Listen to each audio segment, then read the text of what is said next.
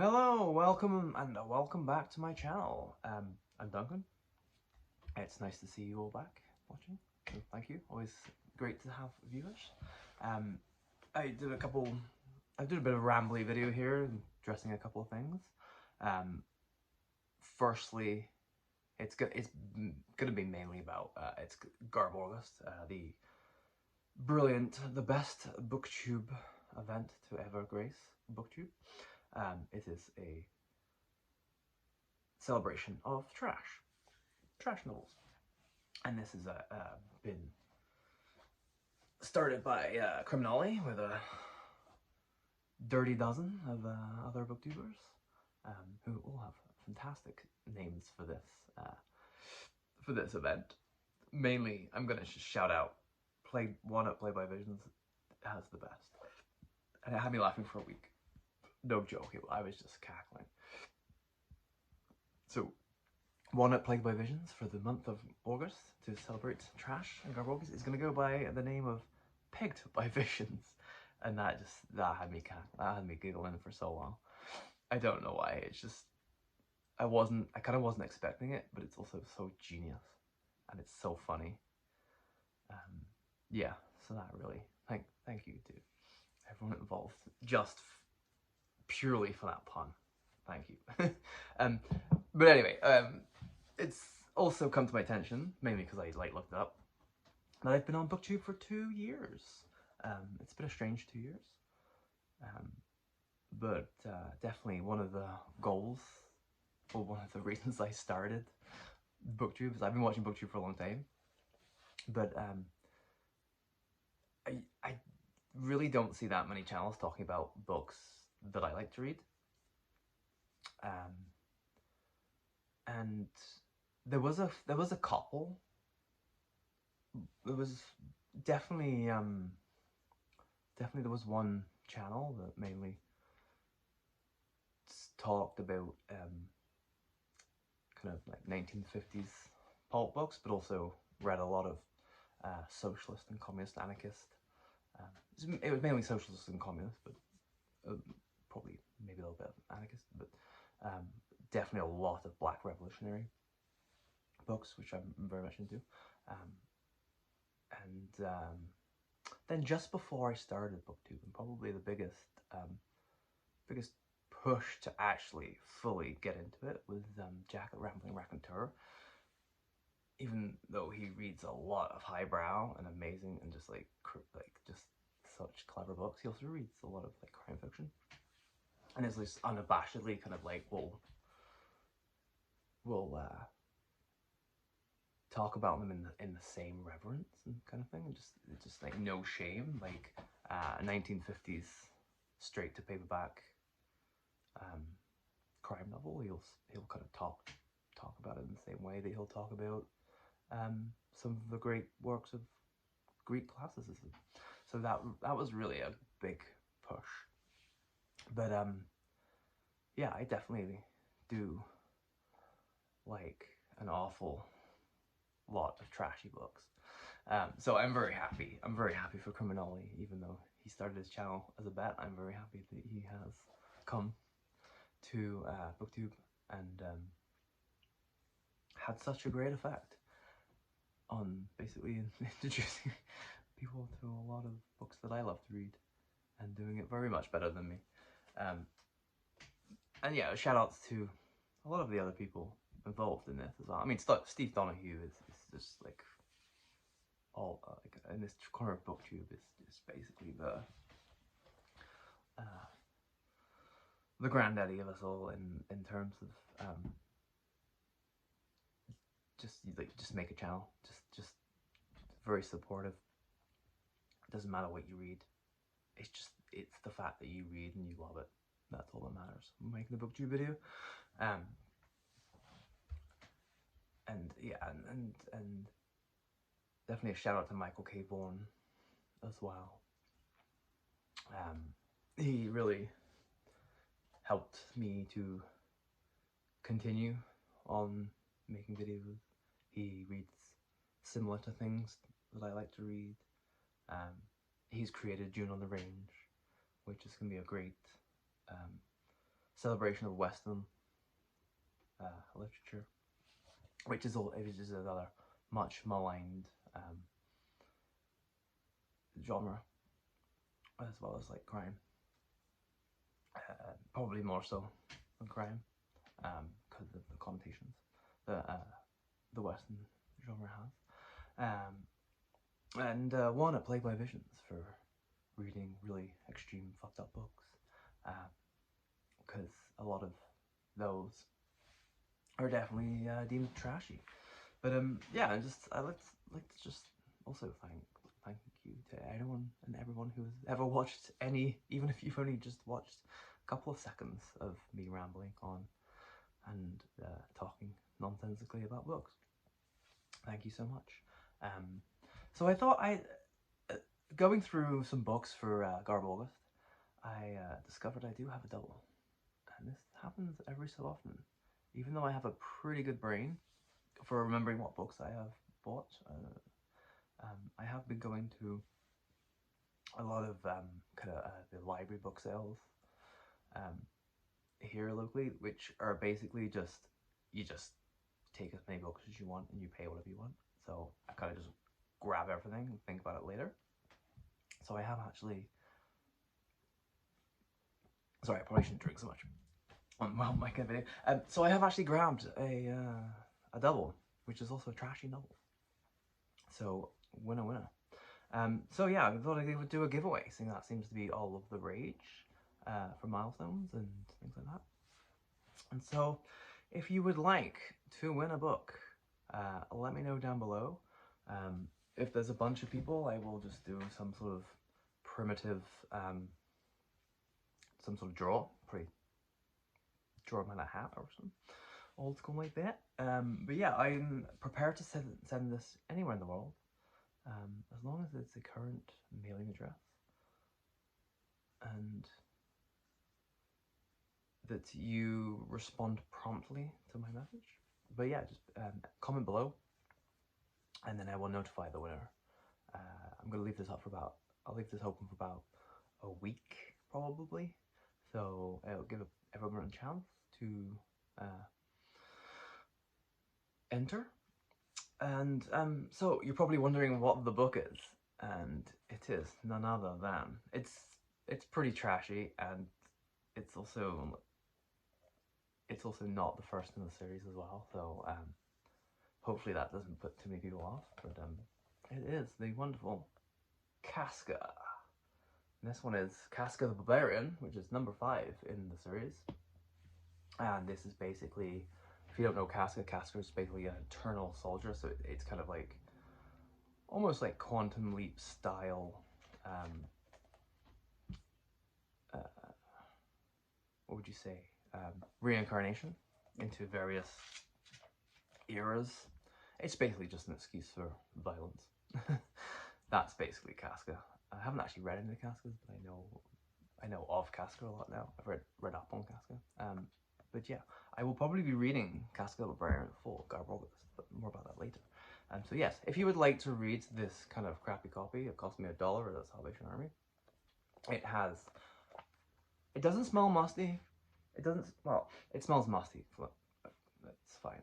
It doesn't smell mildewy, but it does have some kind of brown stains as well, so you gotta be cool with that. And I'm happy to send you the book and you can throw the book out after you've read it as well. I really don't care. I just have a double, and there's no point in me having the double. Especially seeing as the other copy of Casca is actually in pretty decent shape. It does not really smell that mildewy. It almost smells like disinfectant actually, which is weird. And it doesn't have any brown stains. So, if you're happy to win this, let me know below, and I will sort that out for you if you are the lucky winner. So anyway, we'll start the main highlight of this video, which is Garbaugust. And firstly, I will explain my outfit, which is a very typically trashy outfit that I really love trash. I live and breathe trash. I'm a very trashy person. I'm drinking Michelob right now. That's pretty trashy. So I am wearing, I don't know if you can quite see, but I am wearing cut off old work pants. They are stained with various jobs that I've worked. I think the main stain is molasses from my female job. I just cut them down because there was massive holes in the knees. They're very stained. They're very dirty. Cut off jeans and cut off war pants is pretty trashy. I am wearing a tie-dye, which is trashy in itself. I think tie-dye is trashy. Dolphin t-shirt, and it kind of looks like the dolphins are fucking, so that's very trashy. And I think it's also celebrating something in Florida. And obviously Florida is the trashiest state in America. I think somewhere. I'm pretty sure it says Florida somewhere. Yeah, here you go. The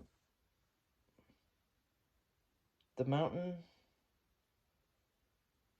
Anyway, I'm pretty sure it's Florida. And Florida is the trashiest state in America.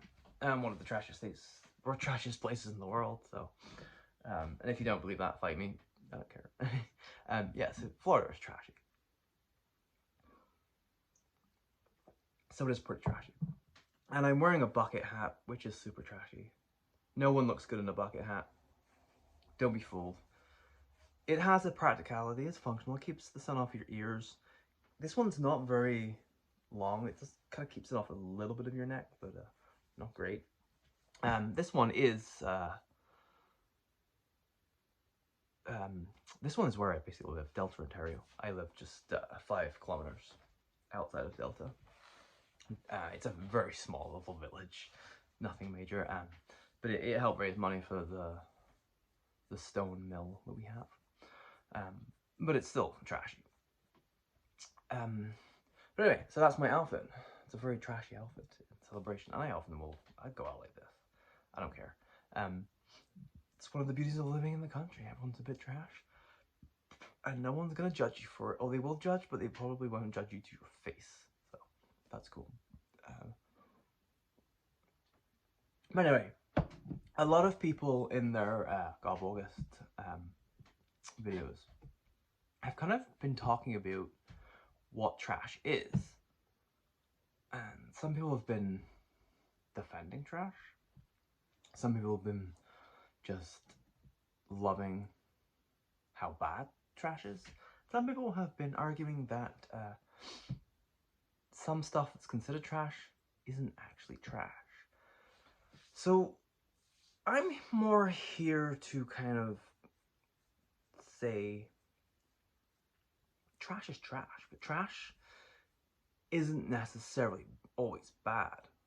Trash can be good, but also not only can trash be good, trash is important. And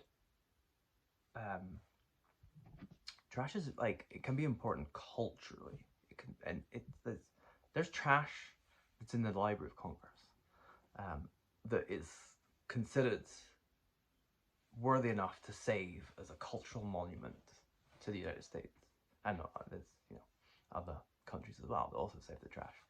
But trash can be influential. It can be important. It can be important for social change. It can be subversive. A lot of trash is subversive. Basically, yeah. I don't want to go too much into it, but I am very much a proponent of the celebrate of. I'm more of a celebration of trash. I frequently give 5-star reviews or glowing reviews. I don't know so bothered about like the rating system, but yeah, glowing reviews to books that are inherently trashy. But anyway, I decided not to really talk too deep into it, but I thought I would go through some of the books that I have on my collection that are trash. I mean, most of my collection is trash. I just picked a few as I was going through, and kind of thought I would just go through the different types of trash and the reasons why some books are trash. So I've basically got a bunch of books here, and they're kind of into different sections of trash. Because trash, as Criminally said, is not a genre, it is more of a classification, and it's not necessarily a mark of talent or how good writing is. There can be some high literary. There can basically be some great works of literature that are also trash. It's not tend to be,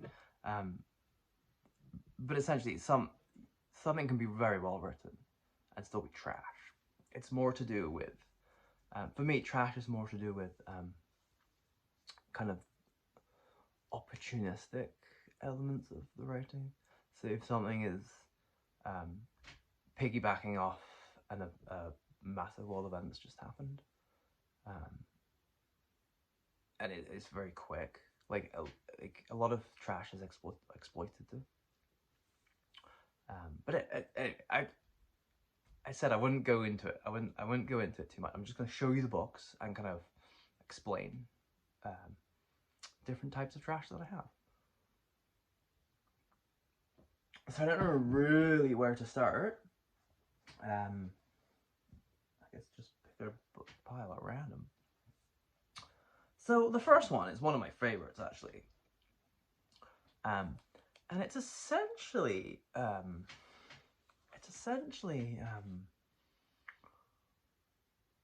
any book that deals with kind of atomic apocalypse, atomic obliteration, specifically to do with the Cold War, Russia, America. So I have The Big Eye by Max Ehrlich. That's Max Simon Ehrlich, not to be confused with the Jewish actor Max Ehrlich. This is the American author. And this is The Big Eye. So basically this was written in 1949, so right at the start of the Cold War, and with, you know, the devastation of the Cold War, the devastation of a nuclear war, just only 4 years has passed since, you know, the actual as the world saw what a nuclear bomb was capable of, how devastating letting off a nuclear bomb on a population could be. And so, and the start of the posturing of Russia and America and trying to reign supreme and take ultimate power. And so, yes, it's a big subject. But what to me, what makes this trash is that it is really playing on people's fears. But it's kind of explaining, to me, a lot of trash is aimed at either the easiest readers or non-readers. It's really aimed at the mass populace. And so it isn't necessarily going too deep into a subject. It's just kind of showing you on a very surface level what could happen, and it's kind of on a very surface level saying whether this is good or bad, and maybe you should be aware of this kind of thing and how it is possibly can be avoided. But basically, anyway, with me, usually if it looks like trash, it smells like trash, it's trash. And to me, this looks and smells like trash. It doesn't mean it's bad though. I wear trash as a badge of honor. I am unashamedly trashy. I love trash. And so for me to say something is trash is not an indictment of how bad it is. It's a celebration of it's amazing. It's just amazing on a different, it's amazing but on a different level to how, I don't know, I'm trying to think of something that's high literature. I'm actually struggling to something that's universally loved as high literature. But whatever that is for you. yeah, that is, you know, trash is just that important to me. But anyway, I'll read the back, and it sounds kind of trashy if you read the back as well. Fear darkened Carol's eyes. David, don't go. Don't leave me here. The brood rushed hotly to David's face. Oh, sorry, the blood rushed hotly to David's face. Sorry, some of these books are could have been up with that. The blood rushed hotly to David's face. He threw down his coat. In a moment, she was in his arms, clinging to him as if she were drowning. The time was 1960, with Russia and America poised on the brink of atomic war. Then came the shattering news from Palomar Observatory that a new planet had been discovered, a planet that was rushing toward a collision with the Earth on Christmas Day, 1962. Suddenly, there was no need for war. People went wild trying to cram a lifetime into 2 precious years. Carol and David, too, found themselves caught up in the frenzy to live and love while they still had a chance. A great novel of a world facing a cosmic cataclysm. So yeah, I mean, this was written in 1949, so Russia and America being on the brink of atomic war in 1960 was actually, that prediction was actually pretty darn close. Obviously, the alien race coming to destroy the Earth wasn't, or was it? Who knows? No, it wasn't. So, but obviously that wasn't a prediction. That was just more, that's a way to frame kind of how Max Ehrlich showed that, you know, the atomic war and the mutual destruction was crazy and stupid and bullshit, and basically if people think that they're gonna be obliterated, they're gonna go wild and do all of the things and the base kind of instincts they wanted to do before they are annihilated. Props to the amazing artwork. That's in a great eye. This is this is about as sexy as you can get in 1949. There is even a hint of nipple, so that is it's very titillating. I don't know what this creepy old guy is doing, but he's probably some sort of scientist. I don't think that's Max Ehrlich, but anyway, it's pretty great. And yeah, to me, that screams of trash, but it also looks amazing. So yes, there's that. And then on the flip side, we have Death Beam by Robert Moss. So this is actually from 1981. So it's very late in the Cold War. As you know, it's only, not that people in 1981 thought the Cold War was going to end necessarily in 9 years time, but you know, 1989, 1991, the fall of the Soviet Republic, so the fall of the Soviet Union. But there were still some fears, and this kind of really plays into them.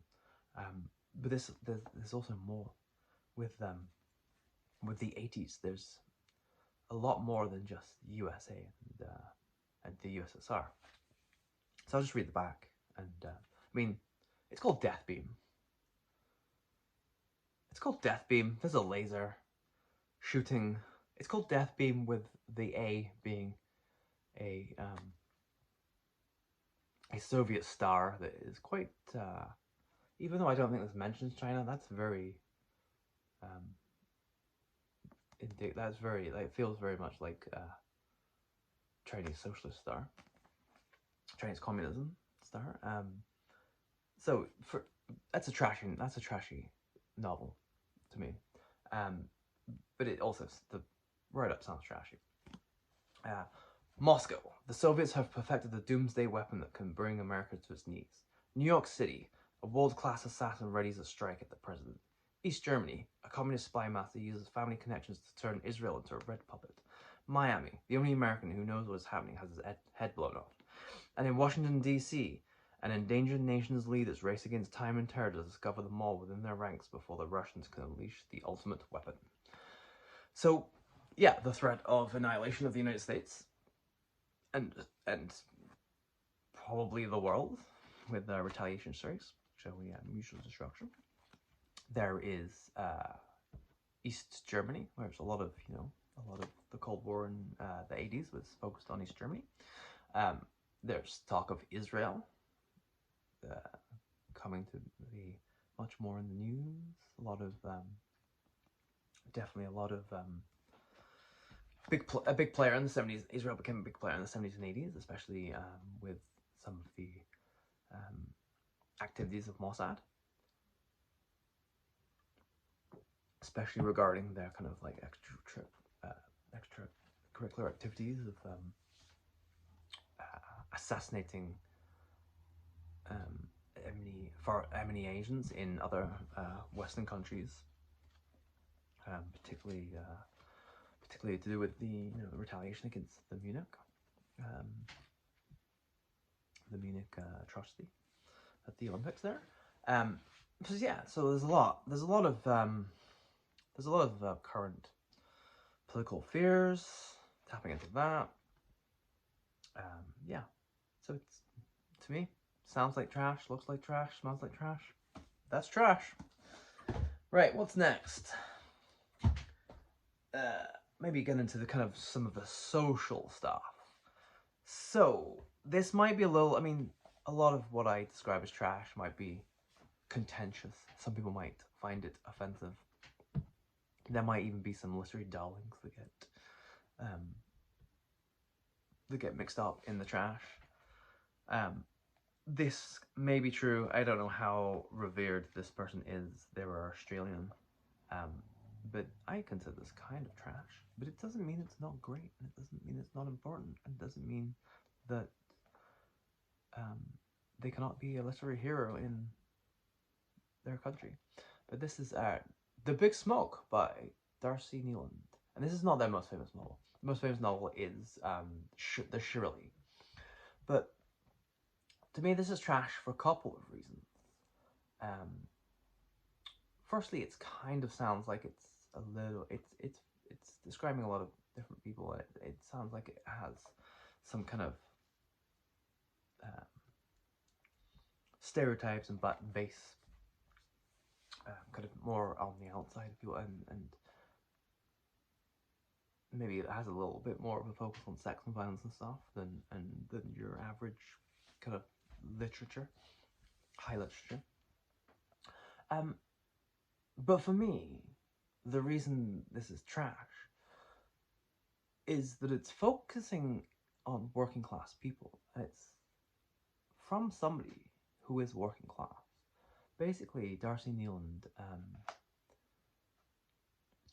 I think he started the career as in journalism, tried to be a writer, but then the Great Depression happened, and they ended up doing a ton of working class jobs, like shearing and farmhand and mining and stuff at some point. So they have a bunch of working class jobs and credentials and stuff, and then they ended up writing a book, The Shirley, which was a huge sensation in Australia. And then they made a movie. Peter Finch made a movie about it in the 70s, I think. Yeah, it was a huge literary sensation. But I think part of that sensation was the fact that they were a farmhand. I think a lot of trash is kind of trash because it's focuses on working class lives, and it's made by and for people who are working class. And I think in some regards that kind of makes it trash because it's for the masses. And in the elitist world of publishing, that kind of is looked down upon in terms of the literary merit of it. And that's also another reason why I'm very supportive of trash, because I think having novels that are about working class lives, that are written by working class people, is very important. It doesn't for sure necessarily make it trash, but I definitely think it is more looked down upon than something like Dickens, who was not working class, who wrote very much of the social ills of his time, and he was very popular in that regards. I mean, he has trash credentials in that regard, that he wrote for popular market and stuff, but you still had to be able to buy a newspaper. So it was popular, but it was probably still popular amongst more middle and upper class people. And he was very much of that circle as well. And so, yes, there is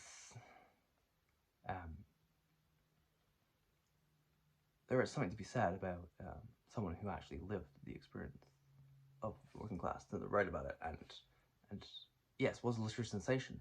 But I think part of that literary sensation was the kind of the gimmick in the novel of the fact that he was working class. And yeah, this deals with social tensions. I think a lot of it is basically a bunch of stories about people who are related to an indigenous boxer, and yeah, there's also kind of touching on more taboo subjects, which I think inherently is also, and writing it for a popular market as well. I think that is inherently something that's part of trash as well, and I think that's a good thing. Like I said, I am very much a proponent, very much a supporter of trash. So yeah, there's that. To me, looks like trash, smells like trash, probably trash, and it's probably very good. This one maybe not so much. It's similar though. This is probably more of the traditional trash, in that it's more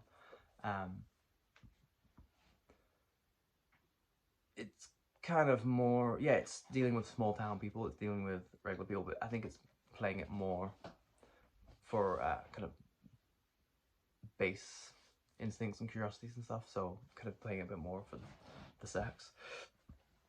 So this is Jerome Wiedeman's I'll Never Go There Anymore, and it's described as a bawdy, cockeyed novel. So there you go. It's definitely being advertised as trash. And I'll read the back. This is the story of a small, rather innocent and very young man named Arthur Thacker.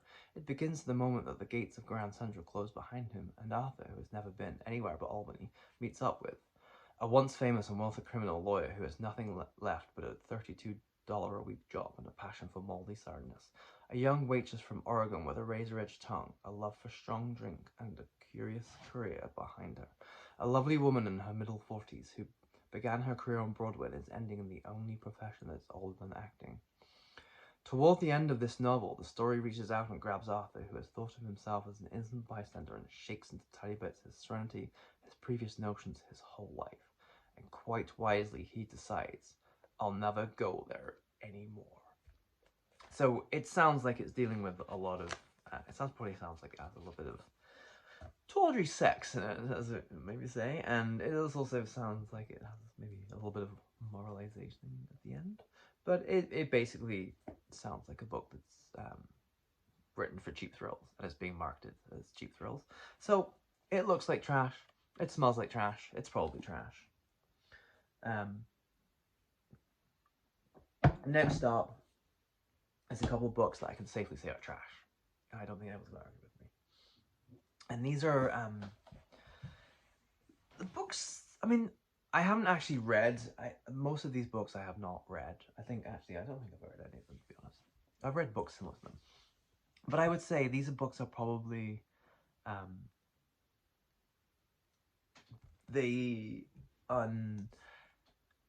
unapologetically depict like racism and racial stereotypes and political stereotypes.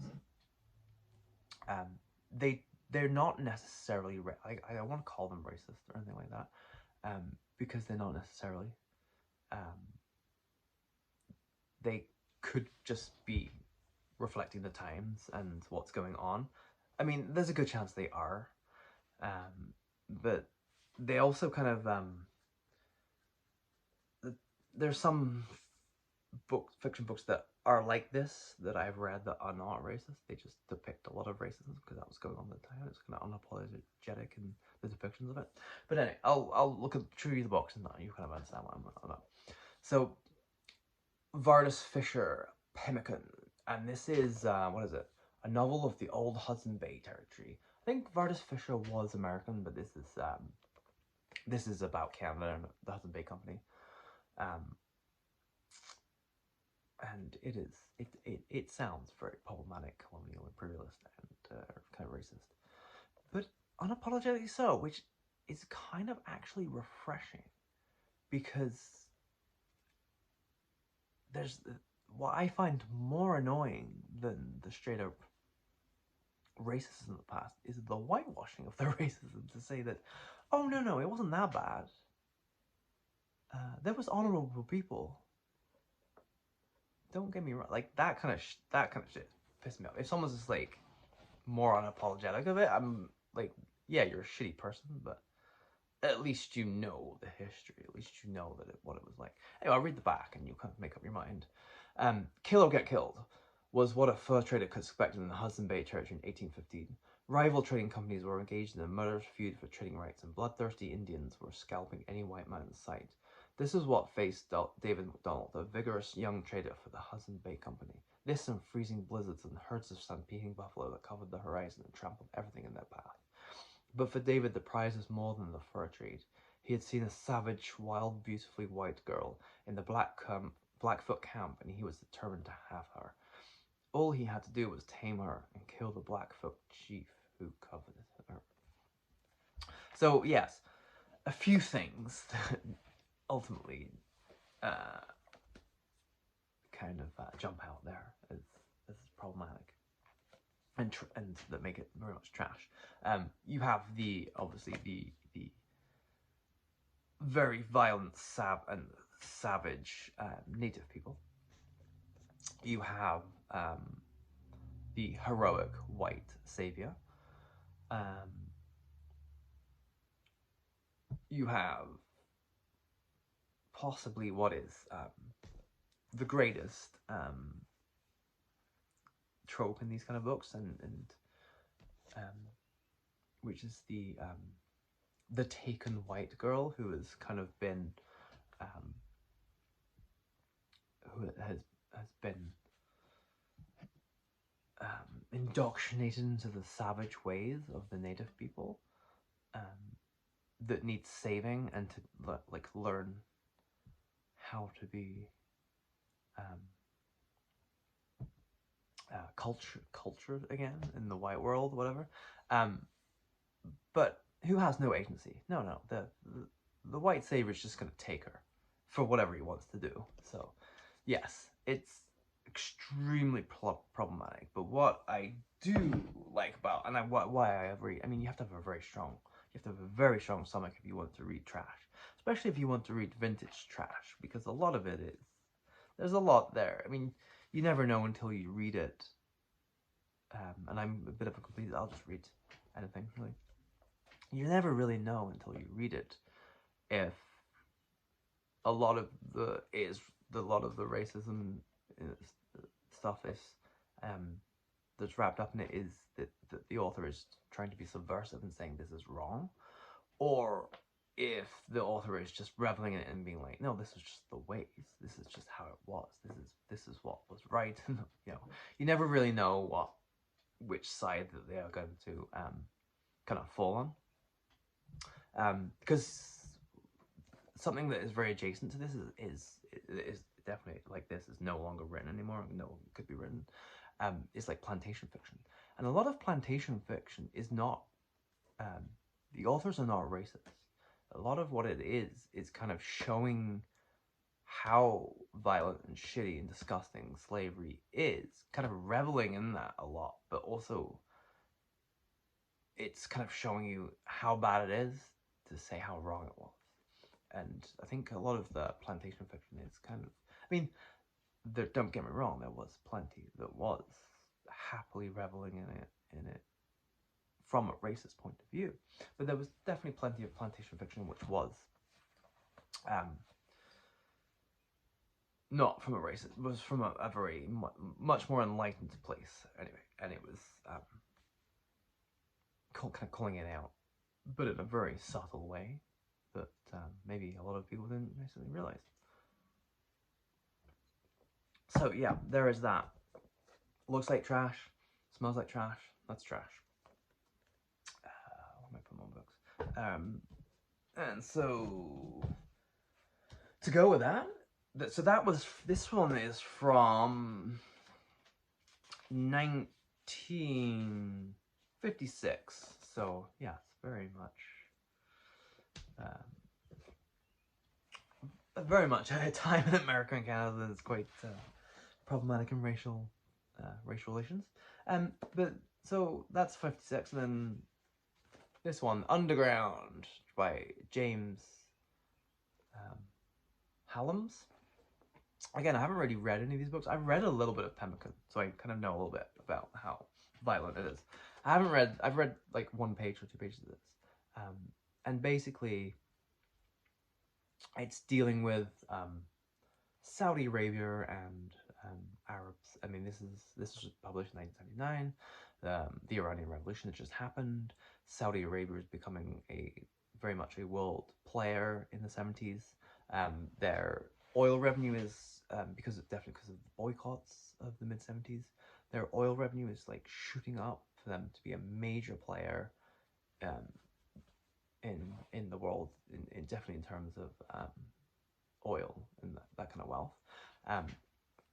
So yeah, this is definitely playing in a lot of the kind of stereotypical views of Arabs and Saudi Arabians, especially kind of the corrupt Saudi Arabian government. So yeah, so that has kind of problematic and definitely exploitative themes there. So here you go. In their hands, 100 tons of stolen gold. Problem: how to smuggle it to safety. Solution: underground. In a top security bank vault in London's West End, 100 tons of gold ingots. Saudi Arabian gold, a closely guarded secret which both the Saudi government and the British will go to any lengths to conceal. For the highly motivated gang of terrorists come criminals who conspire to seize it. One problem: how to move the sheer bulk of such a haul. Solution: by water, through the lost rivers of London, now part of London sewers. And that is only the beginning. So yeah. Looks like trash, smells like trash. It's trash. In my book, anyway. What the type of the other one? Doesn't matter. Throw this down here somewhere. Anyway, I will take a quick break and I will be back shortly.